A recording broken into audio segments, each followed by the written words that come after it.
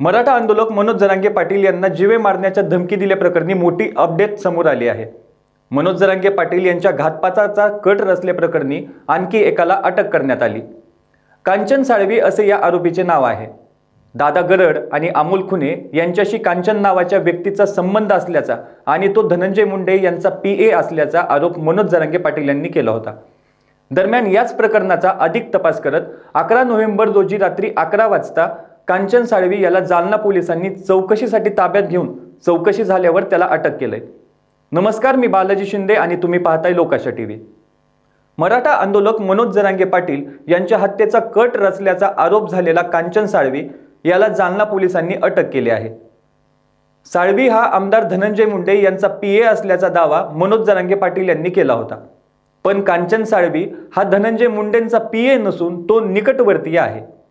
मनोज जरांगे पाटील यांनी केलेले आरोप धनंजय मुंडे यांनी फेटाळले आहेत। अटकेपूर्वी कांचन साळवीने आपली बाजू मांडत सांगितले की गरड आणि माझा अर्थार्थी काहीही संबंध नाही। जी पण काही चौकशी असेल, नार्को टेस्ट असेल, त्यावर मी पूर्णपणे सामोरे जायला तयार आहे। या अटकेमुळे आता पोलीस तपासात साळवी, गरड आणि अमोल खुने यांच्यातील संबंधाची चौकशी केली जाईल। दरम्यान कालच माध्यमांसमोर येऊन कांचन साळवी याने आपण अमोल खुनेला ओळखतो, मात्र दादा गरडशी आपला कसलाही संबंध नव्हता, तोच आपल्याला काही रेकॉर्डिंग देण्याच्या बदल्यात पैसे मागत होता, असा आरोप कांचन साळवी यांनी केला होता। मराठा आंदोलक मनोज जरांगे पाटलांना जीवे मारण्याचा कट रचल्याप्रकरणी गोंदी पोलिसांनी गेवराईतून अमोल खुने आणि विवेक उर्फ दादा गरड या दोघांना अटक केली होती। कोर्टाने या दोन्ही आरोपींना 5 दिवसांची पोलीस कोठडी सुनावली आहे। या 2 आरोपींपैकी अमोल खुने हा मनोज जरांगे पाटील यांचा समर्थक असल्याचं सांगितलं जात आहे।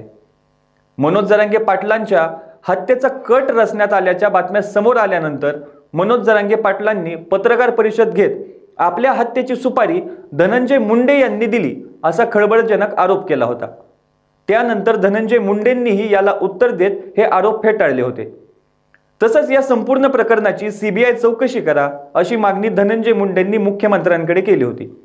आता यासोबतच आरोपींसह आपली आणि मनोज जरांगे पाटलांची नार्को टेस्ट करण्याची मागणीही धनंजय मुंडे यांनी केली। बीड जिल्ह्यातील ताज्या अपडेट्ससाठी लोकाशा टीव्हीला सबस्क्राइब करा आणि लाईक करायला विसरू नका।